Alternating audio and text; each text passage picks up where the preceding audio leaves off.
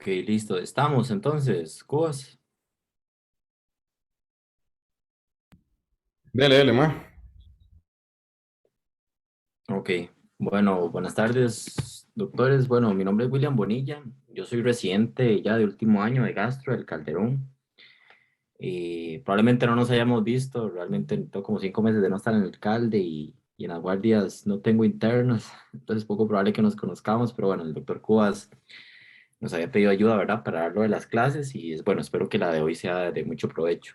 Hoy les voy a hablar un poco de lo que es pancreatitis aguda y un poco del manejo, que es lo que más me importa, y la identificación temprana.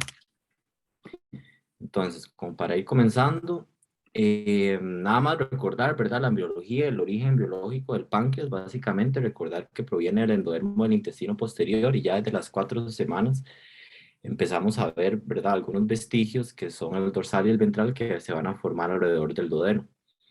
Recordar nada más únicamente que la región dorsal va a dar origen a lo que es la gran mayoría del páncreas, que va a ser cuerpo y cola, y la región ventral va a dar origen a lo que es la cabeza y el proceso uncinado. Y usualmente, usualmente la configuración del páncreas al final va a conectarse, ¿verdad? Y los conductos pancreáticos van a unirse eventualmente. Entonces, nada más como para repasar.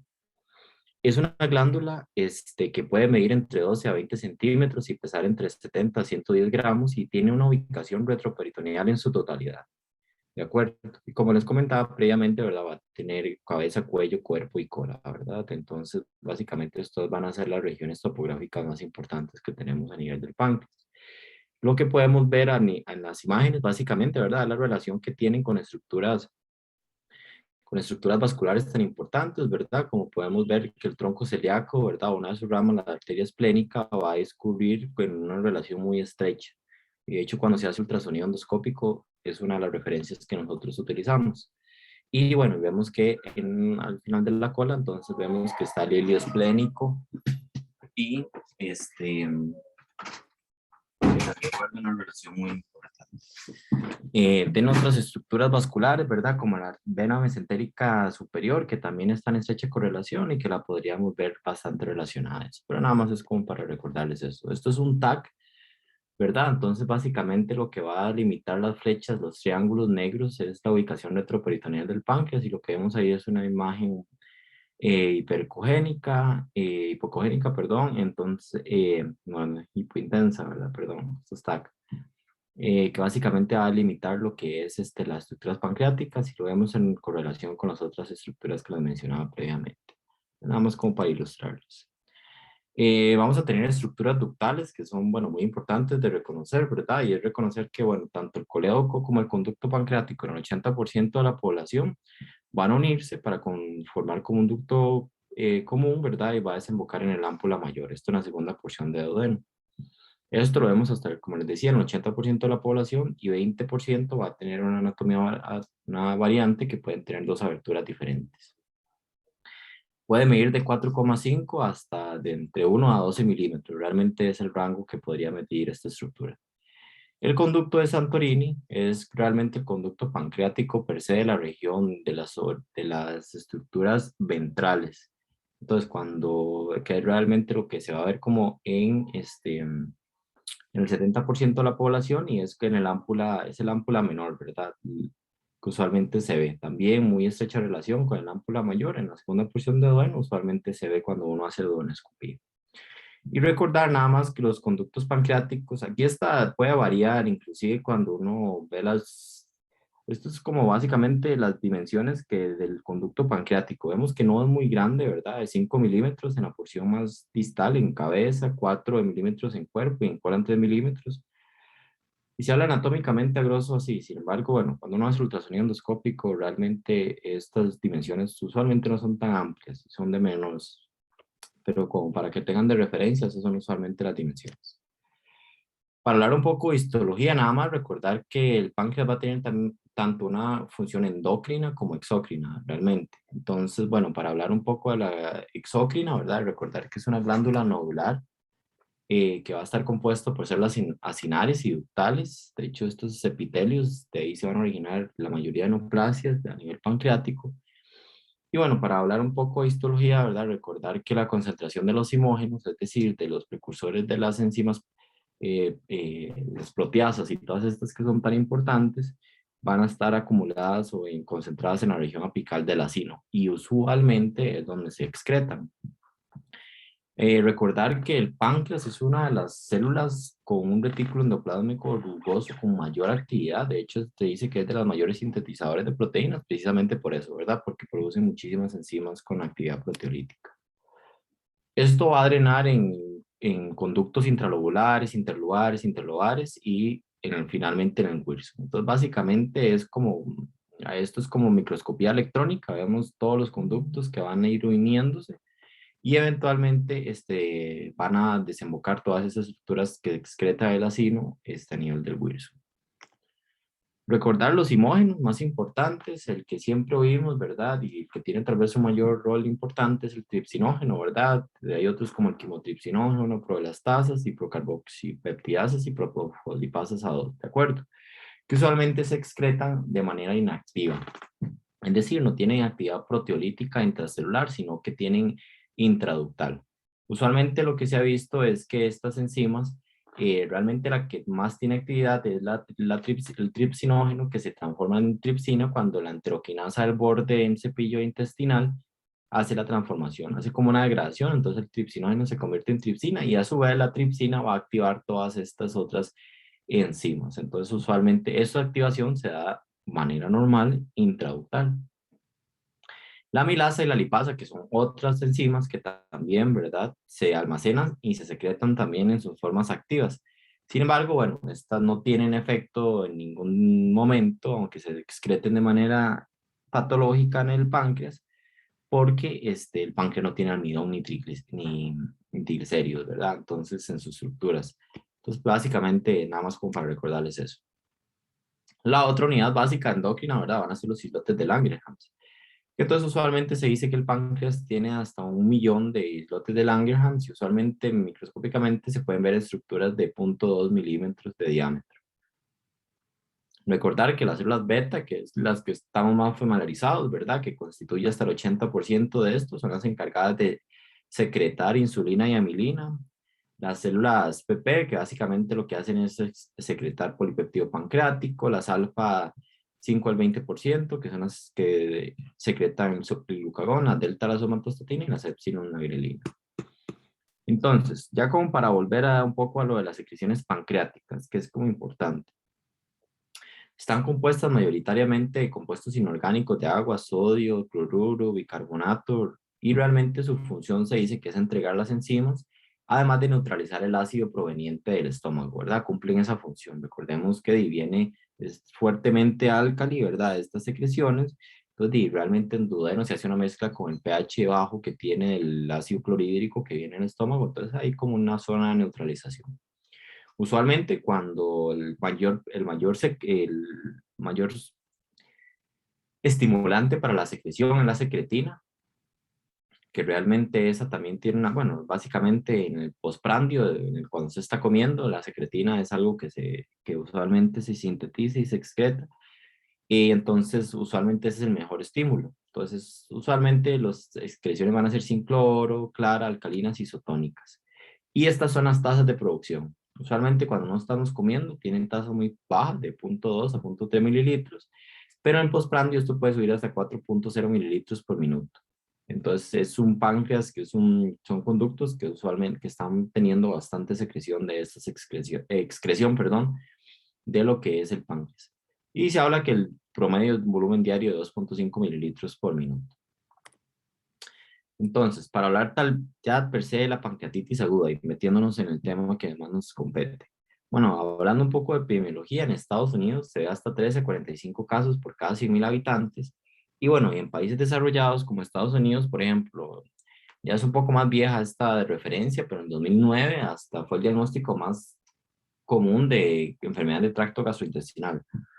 Por supuesto, en nuestros países subdesarrollados eso no aplica, ¿verdad? Realmente son las diarreas, entonces, bueno, ahí es fácilmente desbancable.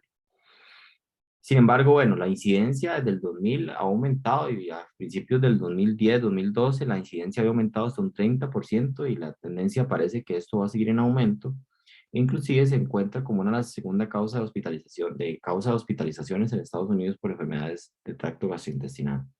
Esto genera muchos costos, es realmente una patología que muchas veces cuando amerita internamientos, amerita manejo en unidades de cuidados intensivos, entonces es una patología muy cara de tratar e inclusive se ha comentado que es hasta la quinta causa de mortalidad interhospitalaria en algunos centros de alto volumen.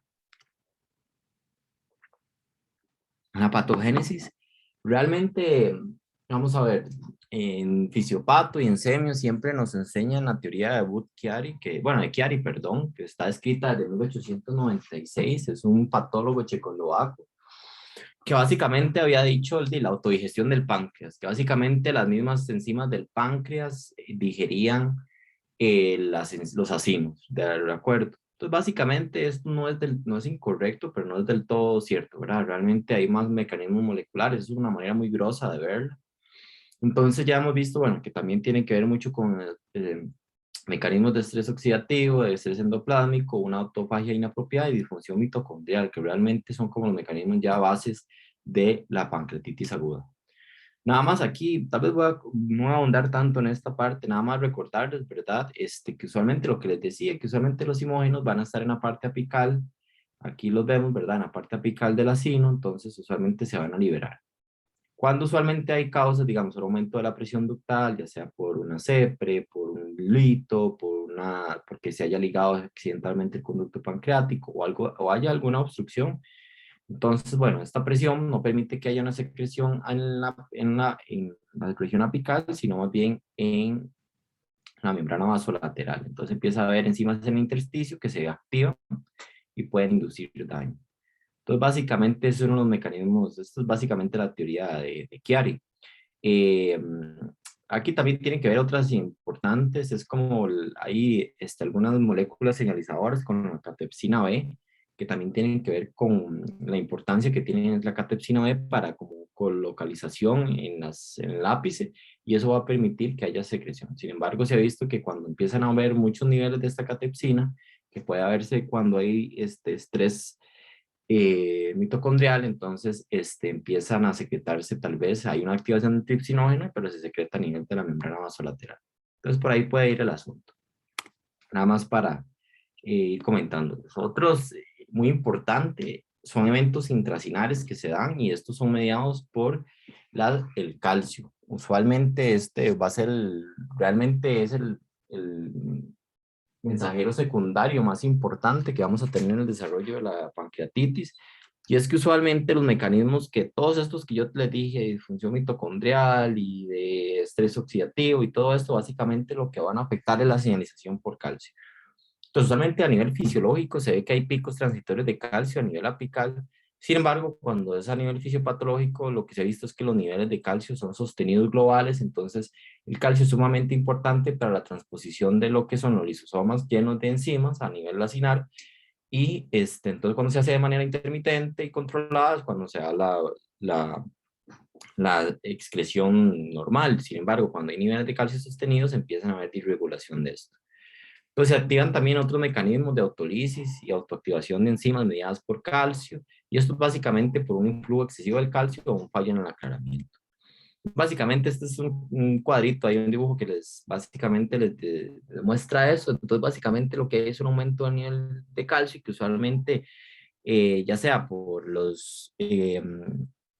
retículo sarcoplásmico que usualmente los internaliza o por algunas otras bombas de membrana que usualmente van a regular los niveles dependientes de ATP, estas no bombas de calcio, ¿vale? Que usualmente regulan el influjo de calcio, pues parece que empiezan a fallar estos mecanismos y los niveles intracelulares de calcio empiezan a aumentar. Entonces hay vacuolización, injuria mitocondrial, necrosis de la célula y por enzimación enzimática. Entonces, básicamente es como para que conozcan un poco la biología molecular que se habla de pancreatitis aguda. Lo que les decía otras cosas, lo de la catepsina B, ¿verdad? Que lleva una activación intracinar y que cuando hay alteraciones en el pH también lleva por vías de R y R, por ejemplo, estos canales y llevan un aumento de calcio. Entonces, básicamente ahí como para explicarles. Los otros fenómenos que les decía de autofagia, ¿verdad? Cuando hay más catepsina B y el estrés oxidativo que ya hay disfunción mitocondrial. Esto es básicamente un resumen de eso, pero no los voy a aburrir con esto. Otros mecanismos, disfunción mitocondrial y estrés del retículo endoplásmico, ¿verdad? Que parece que eso tiene que ver mucho porque es un evento temprano y hay acumulación de quimiotripsina y esto puede llevar eventualmente a la apoptosis de la célula. Entonces, sí pueden generar eventualmente mucha inflamación.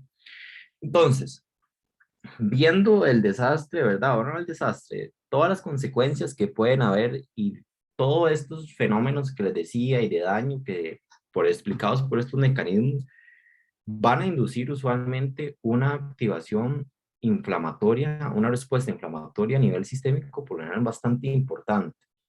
Entonces, por eso es que nosotros vemos que las pancreatitis tienen repercusiones sistémicas, porque realmente a veces las pancreatitis severas se comportan como un paciente en shock séptico o inclusive como en grandes quemados en los que hay una elevación de interleuquinas proinflamatorias o inclusive dependiendo del bus que se dé, antiinflamatorias, ¿verdad? Induciendo hasta una inmunosupresión relativa. Entonces, esto eventualmente va a tener repercusiones a nivel sistémico. Entonces vemos que ahí, bueno, lo que les decía, ¿verdad? Todos los fenómenos de la célula cinar, todo el daño que hay, lo que les decía a la derecha, ¿verdad? Disfunción mitocondrial, estrés del retículo endoplasmático, estrés oxidativo, y lleva a la activación de NFK beta, ¿verdad? Que recuerden que es una de las citoquinas proinflamatorias más importantes. Esto puede llevar, ¿verdad?, a una inflamación local y empieza a darse una perpetuación. Usualmente todas estas citoquinas que se liberan van a llevar a nivel intestinal, por ejemplo, pueden llevar a que haya menor hiperfusión e inducir isquemia, aumenta la permeabilidad intestinal, que aumenta la migración bacteriana, y entonces podemos ver algunos fenómenos. Eso también lleva más inflamación eventualmente.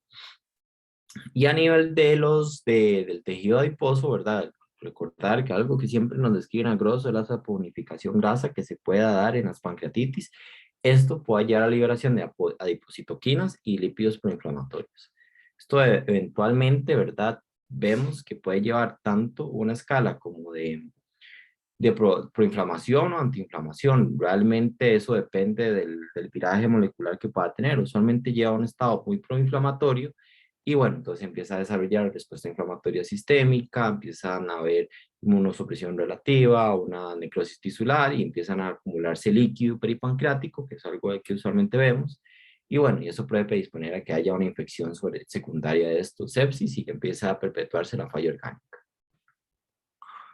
Este cuadro es bastante importante, que esto es tal vez de las diapositivas muy importantes de esta clase y es básicamente la etiología, ¿verdad? Ya para hablar un poco más de clínica de lo que es la pancreatitis. La etiología, vean acá hasta el 40% que constituye la causa más importante del desarrollo de pancreatitis aguda. Son los litos biliares, realmente son los que hoy por hoy constituyen una de las principales causas. El alcoholismo es otro, principalmente el alcoholismo crónico, hasta un 30% puede ser causal del desarrollo de un episodio de pancreatitis aguda, y ya realmente las demás son un poco más raras, es decir, las hipertrigliceridemias, nada más recordarles que teóricamente el riesgo de una pancreatitis por hipertrigliceridemia es con niveles más de 1000 miligramos por decilitro de triglicéridos. Usualmente la mayoría de episodios se ve cuando hay más de 2000. Entonces, no es un concepto que a veces, que igual, si usted tiene hipertrigliceridemia, recordar, igual hay que tener un control metabólico y demás, pero no es como mucha gente dice, es que tiene 500, de fijo es una pancreatitis por hipertrigliceridemia. No, realmente no es así.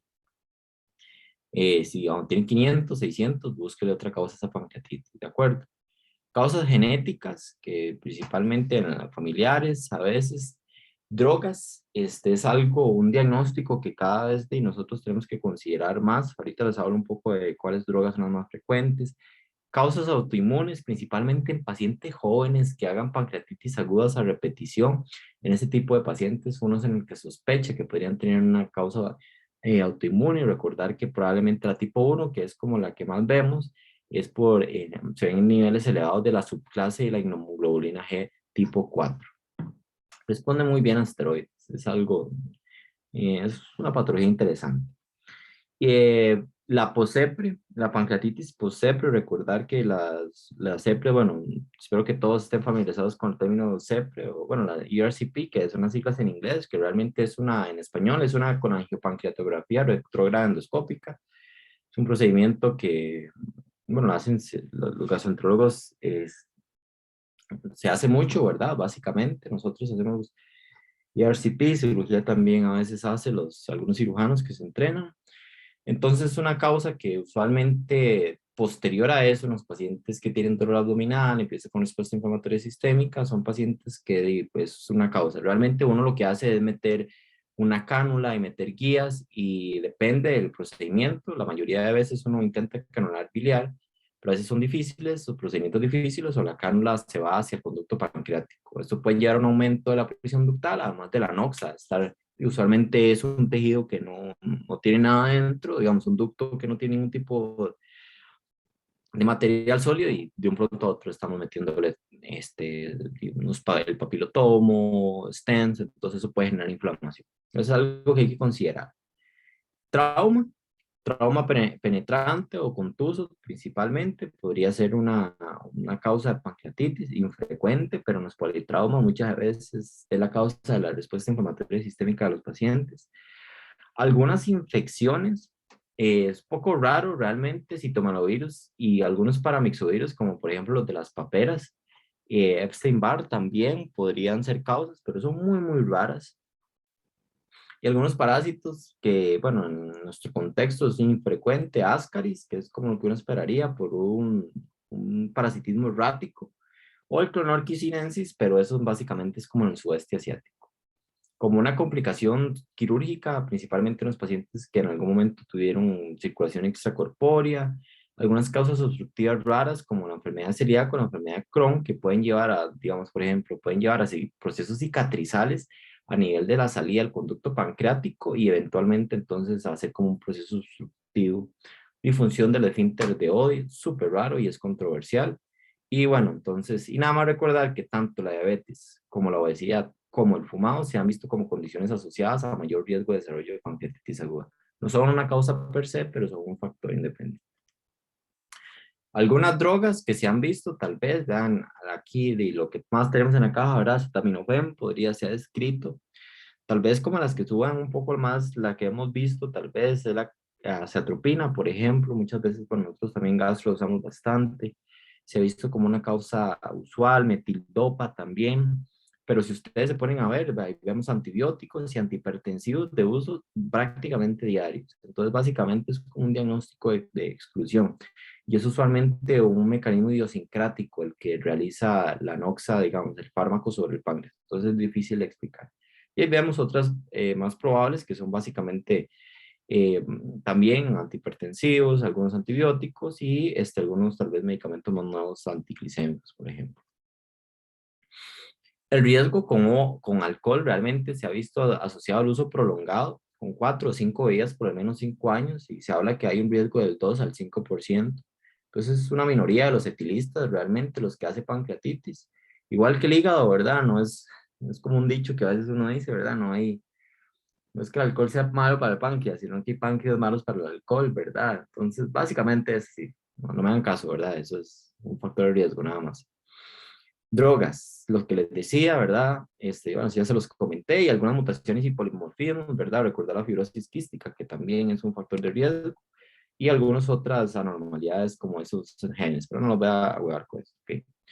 Esta diapositiva es sumamente importante y si les tengo que hacer preguntas, probablemente sean de las diapositivas que yo les digo cuáles van a ser las más importantes y una de ellas es el diagnóstico. El diagnóstico se hace con dos de los tres siguientes. El dolor el clínico, que es el dolor abdominal, que es clásico, ¿verdad? Que es en epigastrio, irradia en banda hacia los flancos, usualmente asociado a vómitos, muchas veces incoercibles. Este es como el dolor clínico clásico, no es el dolor que, ay, es que me dolía un flanco derecho y no sé, y se me quitó, o es que me dolía, no, no, esos son, de verdad, el diagnóstico clínico es con el dolor clásico. Lo otro que traíamos es el aumento de la amilasa o la lipasa 3 veces sobre el nivel basal. Entonces, recordar, este es el estándar de laboratorio. Y lo otro es un estudio de imagen, ya sea un TAC, un ultrasonido o una resonancia que nos indique que hayan cambios de pancreatitis intersticial o necrótica en el reporte. Nada más como para hacerles una acotación, y es que realmente los estudios de imágenes usualmente no deberían ser necesarios para diagnosticar la pancreatitis. Usualmente, ¿cuándo lo hacemos nosotros? Cuando tenemos una duda del diagnóstico, hay que establecer un diagnóstico diferencial de la pancreatitis. Entonces, usualmente a veces se realizan ultrasonidos o TAC y entonces eso nos evidencia la necesidad. Ahora, el ultrasonido realmente sí se hace muchas veces de manera rutinaria, pero para descartar la principal causa de pancreatitis aguda. ¿Alguien se anima a recordarme cuál era la principal causa de pancreatitis aguda entonces? ¿Algún valiente? O alguna valiente, perdón.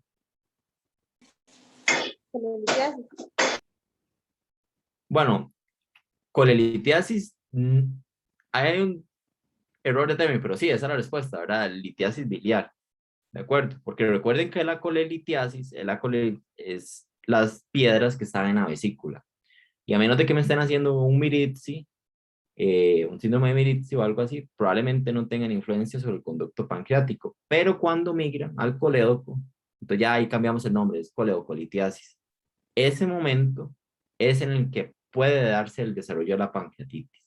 La mayoría de los casos, cuando las piedras migran de la vesícula al colédoco y ejercen esa presión, aumentan la presión ductal en el páncreas, usualmente es transitorio y es cuando se puede dar el desarrollo de la pancreatitis.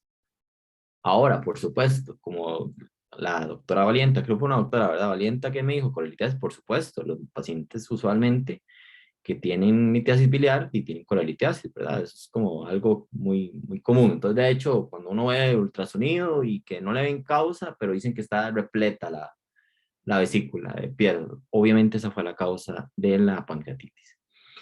Entonces, nada más, ahí como para recordarles. Esos son los tres criterios diagnósticos que vamos a tener. Para hablarles un poco de los laboratorios, de criterios clínicos, la amilasa, que es realmente lo que usualmente tenemos más a mano y es un poco más barato, le da en pocas horas y tarda usualmente en 3 a 5 días en normalizar. Hasta un quinto de los pacientes pueden tener anormales, pero si me preguntan a mí, yo nunca he visto una pancreatitis bien diagnosticada con una amilasa normal. ¿De acuerdo? Siempre por lo general está elevada. A veces lo que he visto es que apenas está limítrofe 3 veces, pero por lo general siempre eleva. ¿De acuerdo? Pero vean los falsos positivos, que a veces pueden confundirme. Bueno, la macromilasemia no, la enfermedad renal crónica, pero vean los diagnósticos que también pueden elevar la apendicitis, colecistitis, una úlcera péptica y en enfermedades ginecobstétricas. Estas que mencioné últimas, son diagnósticos diferenciales del pancreatitis, entonces pueden enredarnos a veces en ocasiones. Recordar, ¿verdad? Obviamente en las glándulas salivales también hay amilasa, también hay células secretoras de amilasa, entonces por eso es que cuando si usted tiene una parotiditis se va a elevar la amilasa. El otro gran marcador es la lipasa, que puede verse también positiva en enfermedad renal crónica, apendicitis y colecistitis, y esta eleva más tempranamente y perdura más tiempo elevada. Entonces, habla de que su sensibilidad, por ejemplo, la lipasa en el primer día puede ser de un 100% versus un 95% en la amilasa, y esto baja un poco, ¿verdad? Para el segundo y el tercer día, un 85 a un de sensibilidad y una especificidad de 82%, versus la amilasa que sí va bajando, perdiendo su especificidad. Pero bueno, entonces, si ustedes, la caja tiene amilasa, pero y si ustedes tienen la posibilidad de lipasa, creo que es más certero realizarlo con esto, ¿de acuerdo? No hagan los dos, es un gasto innecesario de dinero. Pero bueno, si ustedes tienen que escoger, yo escogería la lipasa. Bueno, ¿algún valiente que me recuerde cómo se llaman estos signos? ¿O alguna valiente? El signo de Colin y el de Gray Turner. Ok, ¿cuál es cuál?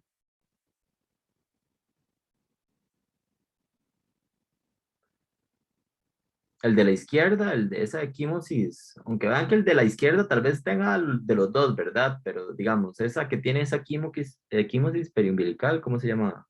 Ya me dijeron nombres, pero ¿cuál es cuál?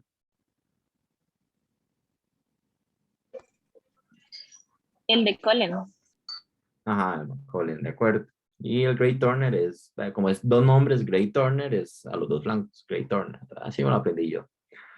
Pero bueno, usualmente en estos pacientes, ¿verdad? Es cuando desarrollan una pancreatitis necromorrágica o un importante porcentaje de necrosis que usualmente lleva a una disección de ligamento redondo y hay hemorragias y lleva esto. Usualmente estos pacientes están acompañados de una necrosis importante y por lo general no les va nada bien. Es como historia de la medicina porque realmente yo he visto estos signos en 2 pacientes en todo lo que yo tengo de formación, pero que no es mucho tampoco, pero es inusual. Diagnósticos diferenciales, lo que les decía, cólico biliar, por eso es que a veces tenemos que hacer imágenes. Vean que también es parte de si el paciente tiene piedras, y puede ser un cólico biliar también, una colicistitis también, una perforación de víscera hueca, como por ejemplo una úlcera, que haya isquemia mesentérica, una obstrucción intestinal, el mismo infarto a miocardio. Recuerden que lo referido, y muchas veces el infarto, haciendo el gran diagnóstico diferencial, puede oler en epigastrio, recordemos eso. Un embarazo ectópico y una disección de un aneurisma. Algo muy importante, y no sé, a veces siento que se vuelve engorroso. Bueno, en gastro realmente yo creo que no hay patología que no tengamos 10.000 clasificaciones. Pero bueno, nosotros ahora en pancreatitis realmente lo que tenemos que clasificar es la severidad de la enfermedad. Entonces, porque esto va a predecir pacientes que ocupan unidad de cuidados intensivos, inclusive con otros scores podríamos predecir la mortalidad. Entonces, básicamente, el del 1992 se había escrito en Atlanta, ¿verdad? Básicamente lo que era la clasificación de Atlanta per se. Y bueno, vamos a ver. Siempre hago esta historia de por qué puse a esta nadadora con una bandera de Costa Rica a la derecha en esta diapositiva.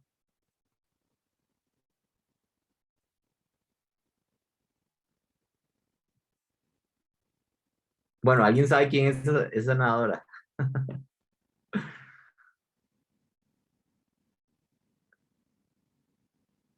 Nadie, ni idea. Claudia Paul, Claudia. Ajá, ajá, exactamente. Y Claudia, ¿cuál es su mayorito? medalla de oro en natación. Exactamente. Ay, qué boomer me siento, por Dios. Ok, listo. Ok, entonces, nada más. Atlanta lo que va a clasificarnos es en 3, básicamente. Bueno, ahora hay una revisión ahí, pero básicamente yo lo que ustedes quiero que sepan es que hay una clasificación que es como leve, moderada, severa y severa. Básicamente, en la clasificación leve, en esos pacientes no van a tener falla orgánica y no van a tener complicaciones sistémicas. Y van a ser la gran mayoría de pacientes, ¿de acuerdo? Vamos a tener una clasificación moderada severa, que básicamente son pacientes que tienen una falla orgánica, pero es transitoria, menos de 48 horas, y pueden tener complicaciones locales o sistémicas, ¿de acuerdo? Pero que esa falla orgánica persistente es de menos de 48 horas. Y la severa sí son pacientes que por más de 48 horas tienen falla orgánica. ¿Cómo vamos a definir la falla orgánica? Y básicamente, bueno, este es el score de marcha, lo que les decía, ¿verdad? Hay un montón de scores, pero básicamente lo que vamos a medir son 3 fallas orgánicas. Una es el distrés respiratorio, entonces básicamente lo que vemos acá es la PAFI, ¿verdad? El índice respiratorio, y ahí determinamos cuántos puntos puede tener. Pero digamos, ya con esto, entonces hablamos de un distrés moderado, un distrés severo y todo eso. Si hay lesión renal, básicamente con una creatinina más de 1.5 ya empezamos a ver que hay lesión renal, y realmente lo otro es con la presión arterial. Entonces, son pacientes que depende de la presión arterial sistólica principalmente, hay que determinar si los pacientes van a tener hipotensión asociada, ¿verdad? Entonces ya se puede decir como un fallo circulatorio. Recordar nada más, entonces, que los pacientes usualmente cuando los estamos estratificando, bueno, hay que tomar unos gases arteriales, por lo general la radiografía, pruebas de función renal y por supuesto y los signos vitales, ¿verdad? Vean las cosas que hay que ir pidiendo desde el puro inicio cuando tengamos una sospecha para clasificar si los pacientes tienen o no disfunción orgánica. Hay otros scores, por ejemplo, HABS, se lo van a encontrar por ahí, pero básicamente esto es si usted está en un lugar donde tiene nada más, hay laboratorios básicos, creatinina, hematocrito y no tiene más. Si el paciente no tiene peritonitis, creatinina y un hematocrito normal, probablemente sea una patología bastante leve. Entonces es algo para que lo conozcan. El BISAP sí me interesa que lo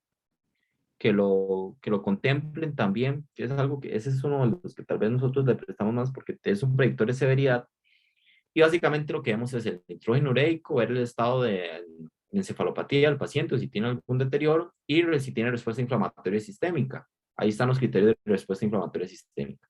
La edad, que es más de 60 años, y por eso es importante hacer la radiografía para ver si hay efusión pleural, un derrame pleural. Ransom, yo sé, no sé, bueno, a mí, por ejemplo, me enseñaron Ransom, y recuerden que el Ransom no solo, ok, los otros scores son más sensibles, igual me van a predecir su mortalidad. Ransom es incómodo, hay que hacerlo al ingreso a las 48 horas, son un montón de criterios, muchas veces no podemos ni medir algunos, entonces es algo para que sepan que existe, pero realmente yo muy pocas veces lo he usado realmente. Y nada más estas son cosas que se han visto que a los pacientes que les va peor en pancreatitis son usualmente pacientes que tienen más de 55 años, que tienen obesidad, que tienen una alteración de su estado mental, algún grado de encefalopatía, si tienen muchas comorbilidades, si tienen respuesta inflamatoria sistémica, un nitrógeno ureico más de 20, un hematocrito mayor de 44, estamos hablando de hemoconcentración, falla renal, creatinina, ¿verdad? Y lo que les decía, si tienen derrame pleural o infiltrados pulmonares. Entonces, básicamente son como las cosas que se ha visto que les va mal a los pacientes. Entonces, las complicaciones locales que se pueden dar. Una de ellas, bueno, son las formaciones. Esto realmente, hay una clasificación de Atlanta también se llama, que es para las complicaciones locales, pero eso no es como más para uno, para gastro. Una es la formación del pseudoquiste. Pero bueno, el pseudoquiste en realidad es una complicación madura. Esto se ve 4 o 6 semanas después de la pancreatitis aguda. Entonces, es nada más para que sepan que existe. Lo que sí podemos ver de manera aguda es la necrosis. Y usualmente esta necrosis, para objetivizarla, hay que hacerlo con un taco medio de contraste. Usualmente lo que se dice es que hay necrosis cuando hay más de un 30% de no reforzamiento del parénquima. Entonces se habla que esa zona está desvitalizada, ergo está necrótica. Se dice que la necrosis, teóricamente, en los primeros 8 días, eso no está infectado. Entonces, en una pancreatitis aguda, que ok, sí se documentó que tiene una colección, que tiene tal vez una necrosis. Vamos a ver siempre, como les dije, es una patología que es un montón de respuesta inflamatoria sistémica, entonces son pacientes que pueden tener dolor, inclusive fiebre y reactantes de fase aguda elevados. En los primeros 8 días es muy infrecuente que esa patología esté sobreinfectada. ¿De acuerdo? Está con un fenómeno inflamatorio, pero es autoinducido y no por patógenos externos. Entonces, durante los primeros 8 días realmente uno duda que eso esté infectado a menos de que hayan datos que le indiquen otra cosa, como que yo haga un TAC y esté lleno de gas.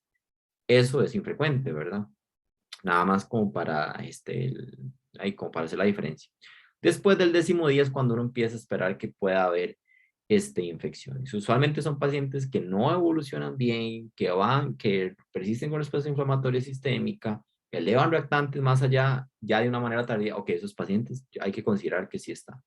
Usualmente el gol estándar es hacer cultivos de la colección pancreática guiada por TAC. A veces es poco asequible, pero bueno, es lo que dictan las guías que se puedan hacer.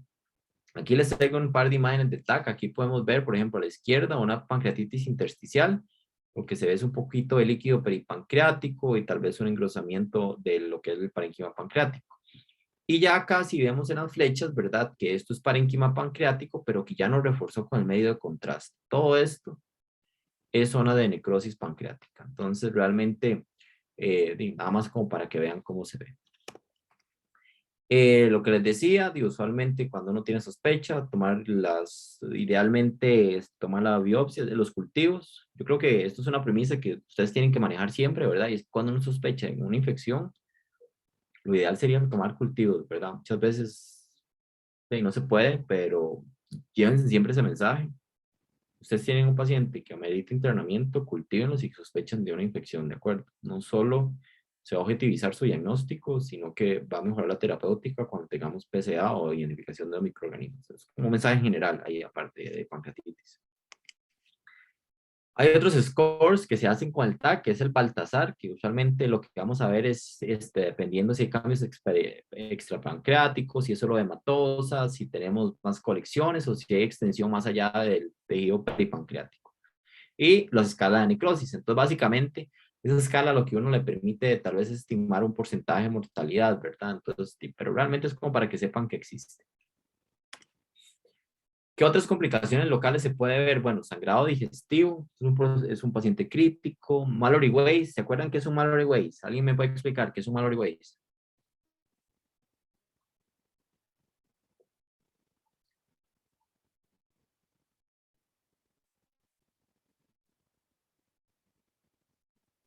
Es un desgarro esofágico que generalmente se da como cuando se produce mucha presión a nivel del esófago.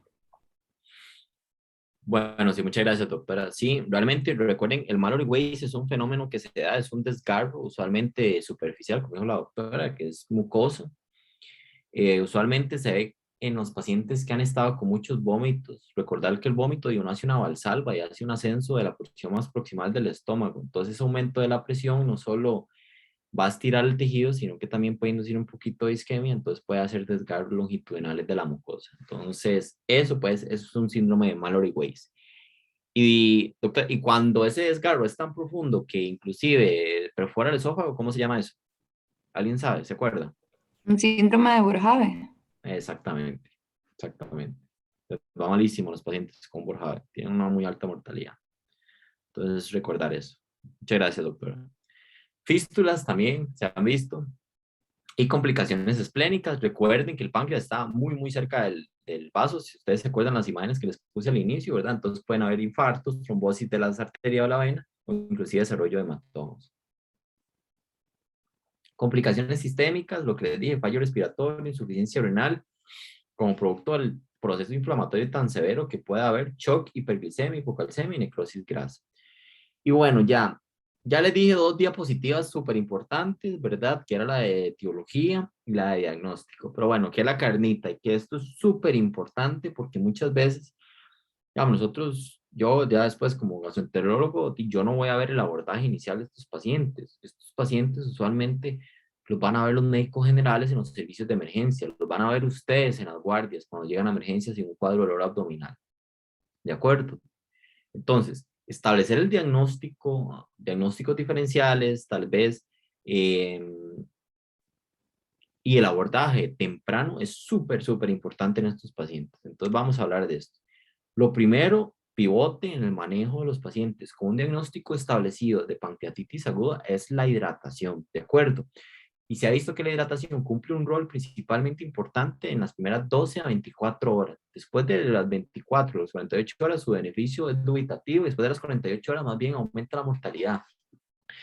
De hacer una fluidoterapia agresiva, se ha visto que aumenta la acidosis hiperclorémica, el aumento de la incidencia de síndromes compartimentales abdominales después de esas primeras horas, ¿de acuerdo? Entonces, un concepto importantísimo que les tiene que quedar es, la hidratación es importante, sí, claro, por supuesto, pero de manera temprana, ¿de acuerdo? Que eso no se les olvide. Lo que se dice es que uno puede empezarles a dar una fisioterapia tan importante como de 250 a 500 cc por hora, que es aproximadamente 5 a 10 cc por kilo, si ustedes lo quieren hacer ponderado, y vean el aporte en un día, ¿verdad? 2,5 litros o 4 litros en 24 horas. Por supuesto, hay que contemplar si el paciente tiene otras comorbilidades, si es cardiópata, ver el tamaño del paciente, ¿verdad? Ver que no tenga tampoco una lesión renal, una enfermedad renal crónica y que más bien hagamos un distrés por una sobrecarga hídrica, ¿verdad? Siempre hay que sopesar todo, ¿verdad? Hay que individualizar cada paciente. Pero lo contrario, la fluidoterapia de manera importante es súper, súper vital. Ahora, yo en esta diapositiva les puse que el lactato de Ringer, porque realmente hay varios estudios que dicen que el lactato de Ringer les va un poco mejor a los pacientes versus la solución fisiológica. En la caja no tenemos lactato de Ringer, lo que tenemos más parecido tal vez es la solución electrolítica balanceada. Sin embargo, bueno, este año han salido algunos metaanálisis que básicamente dicen que la fisiológica es igual que el lactato. Entonces, a veces, si solo hay lactato, si solo hay fisiológico, dele. ¿De acuerdo? Tampoco es que la evidencia a favor de esta solución, que igual no tenemos en la caja, sea contundente, no es así, pero nada más recordarles eso. Si tenemos solución fisiológica, utilicemos. Y muchas veces para medir esta hidratación, lo que podemos hacer es medir el nitrógeno ureico cada 6 horas. Eso podría ser como un parámetro de laboratorio para ver si estamos siendo adecuados con la rehidratación en la fluidoterapia temprana.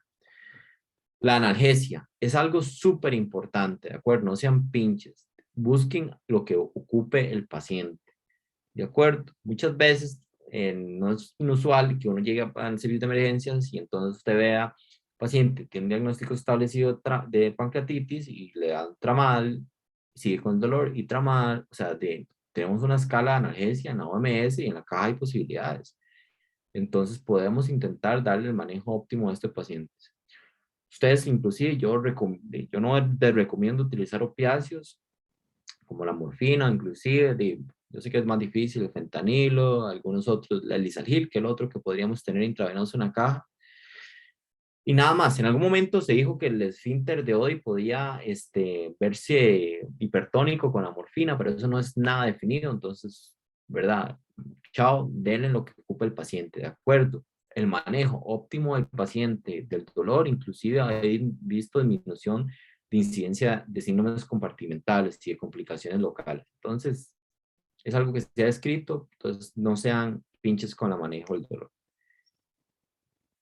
Y con los pacientes, con nutrición, entonces, son pacientes que tan pronto usted les pueda dar de comer, denles, ¿de acuerdo? Existió un concepto por muchos años de reposo intestinal, porque realmente el principal estímulo para que usted se excrete secreciones pancreáticas es que usted se alimente realmente. Así es como se secreta la secretina, valga la redundancia.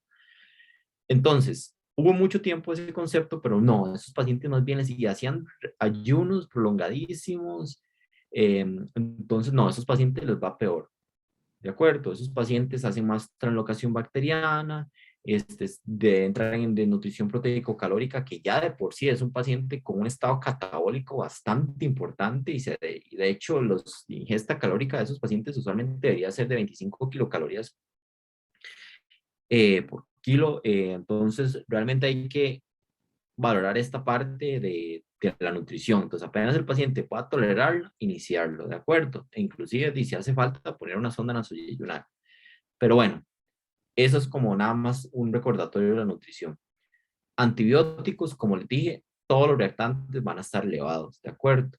Pero como les dije, es poco probable que en los primeros 8 días, si hay necrosis, esté infectado. Y usted ya hizo un buen diagnóstico diferencial, estableció que es una pancreatitis, no es sinónimo de darles antibióticos, ¿de acuerdo?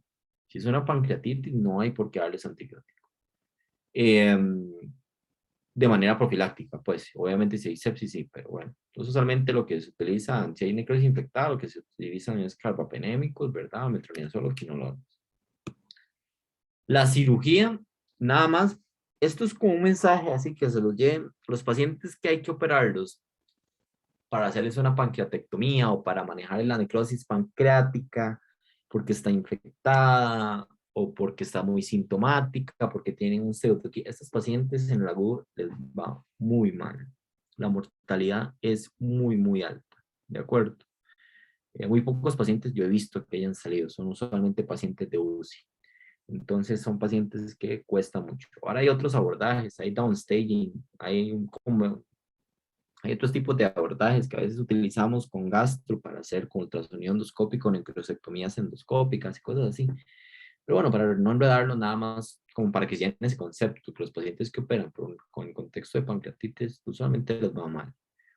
Lo que decía la doctora, usualmente en los pacientes que llegan con una pancreatitis aguda, y esto es una recomendación que otra vez este año vuelve a salir, y es una de la gente que hace CEPRE y que maneja pancreatitis aguda.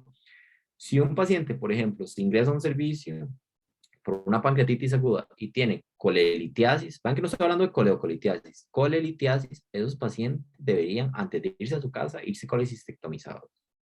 Y eso es como algo cada vez que nosotros como gastroenterólogos que hacemos siempre presionamos mucho los servicios de cirugía para hacer eso. Lo otro, nada más, si las complicaciones locales son asintomáticas, uno puede esperarse, ¿de acuerdo? solo si son sintomáticas o están haciendo o hay sospechas sobre infección. Y lo que les decía, usualmente cuando hay complicaciones locales como líquido, necrosis, uno espera hasta 4 semanas para que eso madure. ¿Qué implica madurar? Que eso se organice, que haga una pared de más de 4 a 6 milímetros. ¿Por qué? Porque eventualmente inclusive se podría plantear hacer un abordaje endoscópico a esas complicaciones. A los pacientes les va mucho mejor. Entonces, es algo que hay que intentar con estos pacientes. Y el contexto, bueno, la colangiopancreatitis, ahí, perdón, es CEPRE, no CRP, es la colangiopancreatitis, es, digamos, ¿qué podríamos hacer nosotros? Bueno, en CEPRE, si hay pancreatitis, la única manera es, digamos, de que indique que uno le haga una CEPRE de urgencia a un paciente con una pancreatitis que tenga colangitis, ¿de acuerdo? ¿Alguien se acuerda cómo se llamaba la triada con la que uno diagnosticaba una colangitis? Hay una triada y una pentada. ¿Algún valiente o alguna valiente? Alguna, porque ya casi todas han sido mujeres las que han contestado. Muy bien.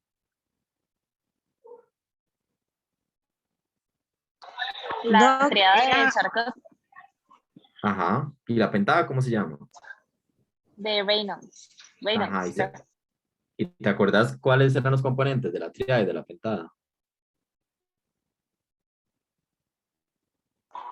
Dolor en el hipocondrio derecho, ictericia y fiebre. Ajá, muy bien. ¿Y para que sea pentada? Es asociado a shock y ¿Cómo? es la triada más shock y alteración del estado de justicia. Bueno, sí es la triada, ¿verdad? Pero más disfunción, bueno, con encefalopatía asociada, ¿verdad? ¿Y cuál era el otro? Más shock y Más shock. alteración del Ajá, estado de conciencia, ¿no? exactamente. Muy bien. Eso Pues fue son lo esos. que dijo. Ok, perfecto. Es que no les oí. Pero muy bien, muchas gracias. Entonces, bueno, en esos pacientes son los que uno debería hacerles una CEPRE de manera temprana, de acuerdo. De hecho, nosotros, de acuerdo a las escuelas, tal vez depende del lugar a donde usted vaya, es como algo tal vez no está tan establecido. Inclusive en pancreatitis aguda, si coleocolitiasis, evidencia de coleocolitiasis, uno, o sea, hay escuelas que hacen CEPRE de manera no urgente, digamos, no un día en la noche, pero sí de manera prioritaria, ¿de acuerdo? Entonces, digamos, como para ir comentando. Y básicamente este cuadro lo que resume es un cuadro bonito.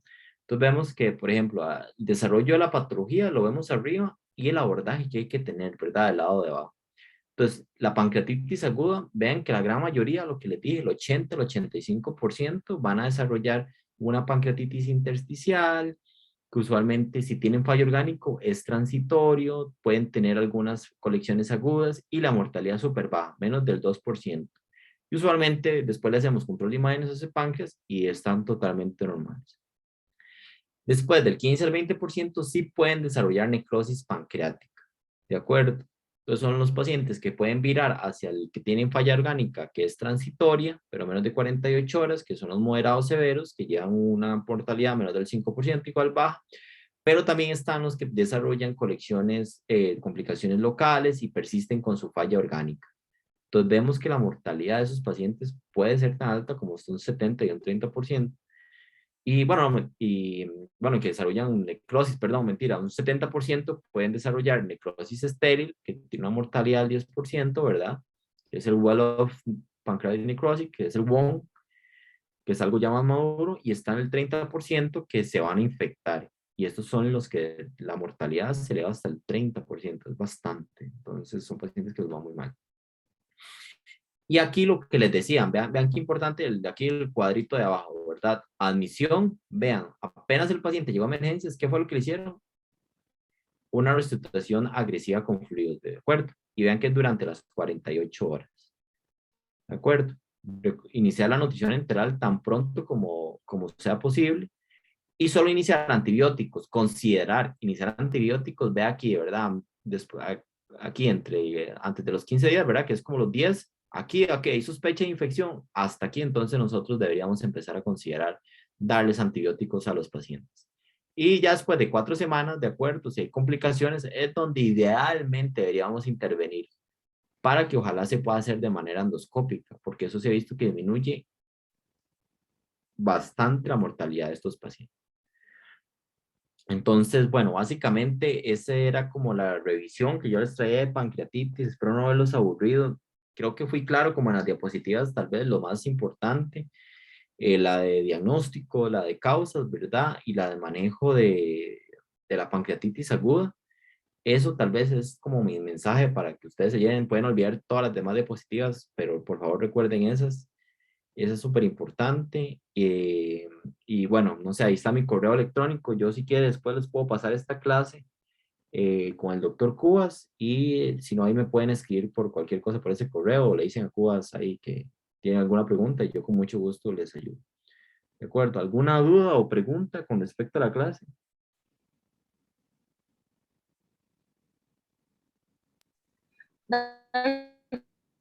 Tengo una pregunta con respecto a la dieta. Ajá, decime. Es que no sé si no leí o la pasó muy rápido, pero es dieta corriente. Sí, idealmente, digamos, tal vez dieta hipograsa es lo único que yo tal vez le recomendaría. No es dieta de líquidos claros, nada, nada, nada. O sea, no está sangrando. Yo lo que ocupo es que ese paciente empiece otra vez con su nutrición enteral, buen aporte de carbohidratos, buen aporte de proteína, tal vez hipograsa es lo único que le recomendaría, pero esas son las recomendaciones, digamos. No, no hay que empezar con líquidos claros, nada. Tal vez solo para la PTO y ver que tolere vía oral, pero una nutrición con bastante aporte proteico y calórico es importante. Ok, muchísimas gracias. No, con gusto. Vamos a ver aquí. Ok. Perfecto. Listo, ¿no? Ahí sí. ¿Alguna otra pregunta? Todo claro. Doctor, sí, con lo que sería la analgesia, es que no le escuché antes muy bien. Usted dijo con Lisalgil, es que no le entendí muy bien. Sí, lo que haga falta, digamos, realmente lo que haga falta para el paciente es necesario. Recordemos, y yo sé que a nivel de la caja a veces estamos limitados con el nivel de analgesia que podamos tener. Entonces, lo que les decía es que muchas veces el paciente está con una pancreatitis y recuerden que es un proceso inflamatorio ahí en el plexo celíaco, eso duele muchísimo. Entonces, darle al paciente lo que ocupe. Si el tramal no le sirvió, ok, busquémosle un poquito de morfina. Ok, morfina no le sirvió, veamos, hagamos una terapia dual, con, no sé, con AINE, busquémosle Lisalgil. Ok, busquemos eso. Inclusive los pacientes que muchas, por ejemplo, sí, démosle un bolito de fentanilo, démosle 50 microgramos, a ver si eso le sirve. Lo que el paciente ocupe realmente. Uno evita tal vez los AINES porque es un paciente que está con una respuesta inflamatoria sistémica, puede tener eventualmente, como yo les dije, daño renal. Entonces, darles una AINE, ¿verdad? Que te puede disminuir las prostaglandinas en la arteriola aferente y que empieza a haber hay daño renal también, ¿verdad? Entonces, no es como el contexto ideal, pero por eso no le recomiendo tal vez los AINES, pero buscar otro tipo de analgesia. Pero la paracónica, yo sé que ahora la caja tiene, ¿verdad? Inclusive, por ejemplo, los servicios de anestesia en algunos hospitales están enterados, por supuesto, de este manejo de analgesia regional, inclusive hacen bloqueos y ayudan un montón a este tipo de pacientes. Entonces, mi mensaje con analgesia es lo que el paciente ocupe, ¿de acuerdo? Recuerden que es algo que duele mucho y muchas veces ustedes, créanme, cuando sean médicos generales, que es ya casi un tercio o hasta la mitad de la consulta que ustedes vayan a tener con médicos generales, la gente lo que va a buscar es alivio del dolor. ¿De acuerdo? Entonces, siempre recuerden eso, siempre recuerden que estudiar bien qué opciones tienen, cuáles son baratas, cuáles son las que sirven para cuáles tipos de dolor. Entonces, siempre recuerden tratar de eso, es algo muy importante. La gente muchas veces consulta por dolor, entonces traten siempre de aliviarlo, ¿de acuerdo? Muchas veces no podemos corregir la causa, pero traten siempre de aliviarlo. ¿Está bien? Entonces, básicamente la respuesta es lo que ocupe el paciente, lo que haga falta. Muchas gracias. Con gusto. Gracias, doctor. Listo, no, con mucho gusto. ¿Estamos listos con las dudas o alguna otra?